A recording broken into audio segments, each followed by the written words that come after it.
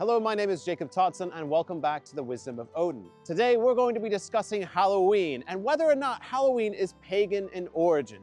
Now this video is going to be very similar to a video I made earlier last year, which was discussing Yule and Christmas traditions and whether or not they're pagan in origin as well. After doing this research, it ended up a little bit different than I thought, and I think a lot of you coming into this video might be on one extreme or the other, like, no, it's absolutely not actually pagan, or others are like, 100% of course it's pagan. Have you looked at Halloween? And I think I fit more into that category. I was like, well, of course Halloween is pagan.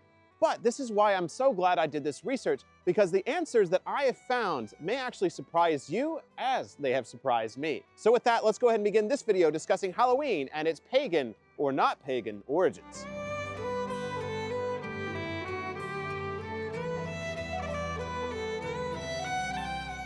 Now, the first thing we can talk about here is the date of Halloween. So Halloween traditionally is celebrated on October 31st, and this date is in fact pagan in origin.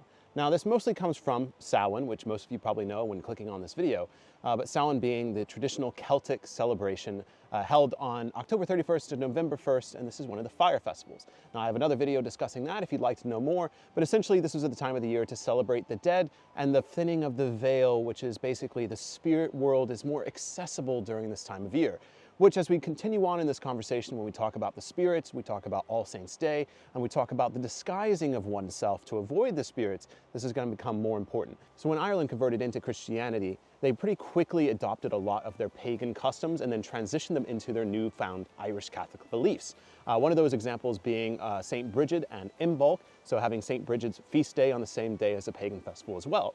And so when looking at Samhain and the traditions around then, and then very early on in the 4th century, the Irish adopted this as the All Saints' Day, a time to commemorate the saints of the past when it comes to martyrs and people who died for the faith. And then later on, the Roman Catholic Church, who also had an All Saints' Day that was celebrated in May, eventually it was combined at one point by one of the popes in around the 9th century, and when they combined it into one, they chose the date of October 31st to November 1st, so essentially being the dates of Halloween. And then when the Irish immigrants and the Scottish immigrants came to the United States in around the 1800s, the 1700s, the 1900s, they brought these traditions with them as well. And so those traditions eventually became the traditions that became Halloween as we still know it today. And so that's a little bit of history looking into it, but yes, the date is in fact ancient pagan in origin.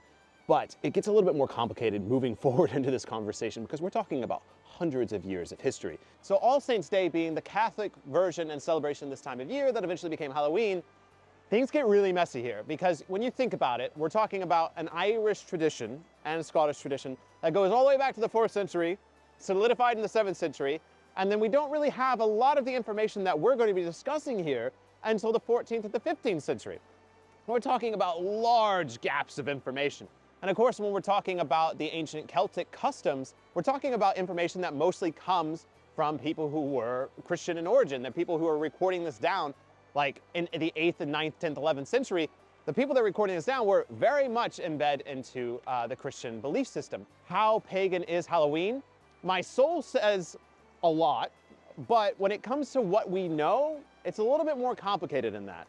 So let's explore that when it comes to the favorite part of Halloween for most people, which is disguising oneself, or putting a costume on and getting free candy. A quick message from today's sponsor, which is me, because I just wrote another book, and this is very fitting because it's about this time of year. So this book starts off with Samhain, with the autumn months, and it's a pretty thick book, and it's a big step up from the previous one I wrote, which was a Yule story. This book is about someone going to the lands of Avalon, the lands of Glastonbury, in a relatively modern time, and really connecting to the land, the heritage, the different spiritual things that are available to you in Glastonbury. I mean, it's a more mature story, and it really is about seeking enlightenment through the modern pagan lens, but also through things such as sweat lodges, through singing to Hare Krishnas, and all kinds of different stuff. And a lot of stuff is based on things I've gone through in my spiritual journeys, written in this kind of fictional lens. So if that's anything that sounds interesting to you, or you just want to support this channel, think about picking up a copy of The Glastonbury Tourist, available now on Amazon via paperback and ebook.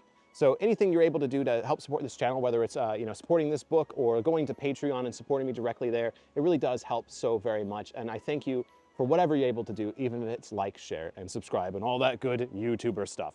But with that, let's go ahead and get back to this video discussing the possible pagan origins of Halloween. disguising oneself like I'm doing with these autumn colors that I am now wearing in this autumn grove. This is really bad, I'm sorry. But when it comes to guising or mumming, this is where most people are like, well, of course this is pagan in origin. But just like I said in that previous segment, our information and the proof saying this is when guising happened, this is when mumming happened, this all comes from between the 15th and the 16th century, and I think the 14th century a little bit, when it's first mentioned. Now, when it comes to the reason that people disguise themselves, this is where you can be like, well, this sounds very pagan and not very Christian. So the idea of disguising oneself during the particular time of year that is Halloween, it's because the spirits are said to be out and about, and you need to hide yourself from the evil spirits and protect yourself, but also be seen as one of the spirits in kind of a weird way. And so this goes back to the understanding that during Samhain, this is the time the spirits are more active. And so the act of disguising oneself to protect yourself from the spirits, or to become more part of this spiritual identity, this is definitely something that seems rooted into paganism. But when it comes to the historical source information, we don't have anything that survives past the 14th and 15th century. And that's why it makes this conversation difficult. Is because in my soul, in my very bones, I'm sitting here saying this is more than likely a pagan custom. But it survived into Christianity for over, almost 2,000 years? A long time. So as we know it today, the identity of disguising oneself and dressing up, and when it was carried over to America by the Irish and Scottish immigrants, this was very much a Christian custom that comes from the folk beliefs and traditions. Really, even though guising, mumming, these traditions, even things like Krampusnacht, the idea of dressing yourself as like a spirit and going door to door and getting treats and goodies, yeah, it survives in Christian traditions. And most people are like, oh yeah, Krampusnacht, that's Christian, yeah? Like, no, Krampusnacht is probably not Christian. But it survived in Christian periods, it survived in Christian traditions and people, and that's something to acknowledge and respect at the same time. One honorable mention to kind of bring up here as well is when it comes to feasting. I wanted to bring this up, even though it's not technically Halloween in the United States, it's Thanksgiving. The idea of an autumn feast still is something that's kind of wrapped into Samhain and this time of year in general, so I thought it'd be important to mention. And I really don't plan on making How Pagan is Thanksgiving video because I don't think it's really relevant. But how pagan is feasting? Again, this is where it gets a little weird, because when we look at it, the reason we had feasts during autumn, like the autumn time for the people of the Northern Hemisphere and Northern Europe, it was important because this is when the crops had all been gathered, this is when everything was fresh, this is when animals were slaughtered, this is when all the beer was done. Like, this is the time of year of abundance. This is the time of year to celebrate the work he had done over the summer. And this is also why we have things such as Oktoberfest in Germany. This time of year is about abundance before the dark winter takes in. And so when we look at agricultural societies, of course this was important. Of course they had festivals, feasts, drinking things, tournaments, events. All of that around this time of year is something that we still do today, especially in North America. There's all kinds of festivals, all kinds of events. The Renaissance festivals typically happen this time of year in America. And the reason that they all do is because we look back further enough into time, and it's because we've always done this. And I do argue that the pagan religions are much better at acknowledging the natural cycles of our world rather than trying to come into conflict with them, especially when we're looking into animism rather than just polytheism. So I think the world in general probably needs to return more to this more like cyclical nature to the world, and we still do it to some degree. Saying that the feasting holidays, the festivals, these things are technically pagan in origin, but I would go further and say they're human in origin. It's something that we as humans all do. It's something that we've always done, during good times at the very least. And I think there's too much hubris in saying that, oh, this is owned by the pagans. And as someone who is pagan, and has been pagan for a very long time now, and having heard many people talk about the holidays, there is kind of this conflict of what do we own? What do the Christians own? What do the pagans own? And definitely when it comes to feasting, and festivals and celebrations and abundance and agriculture, I don't think it's fair to say that the pagans own this. I think it's fair to say that humans own this. This is something that, no matter your religious belief, we can all come together and celebrate the abundance of autumn.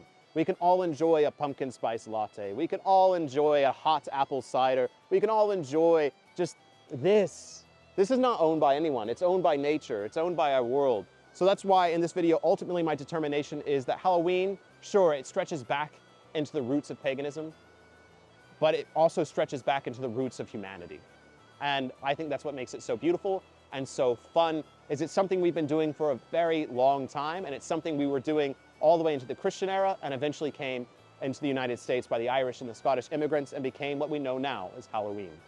What I'd rather focus on is, again, something I kind of drilled into the point when it came to the Samhain video, is that when the Irish and Scottish immigrants came over and brought the traditions of Halloween to us in the United States, they did so with handmade clothes, handmade outfits, and homemade goods. And now Halloween is sponsored by big corporations, is a multi-billion-dollar industry, and is kept alive by plastic, mostly coming from overseas. And so I think the best way to honor this time of year is to return to what the Irish immigrants brought to us. They brought handmade things, the spirits of the world, an understanding of what's beyond, and the feeling of community, the feeling of wonder. And so I think these are the things we need to focus on rather than the consumerism, rather than the plastic.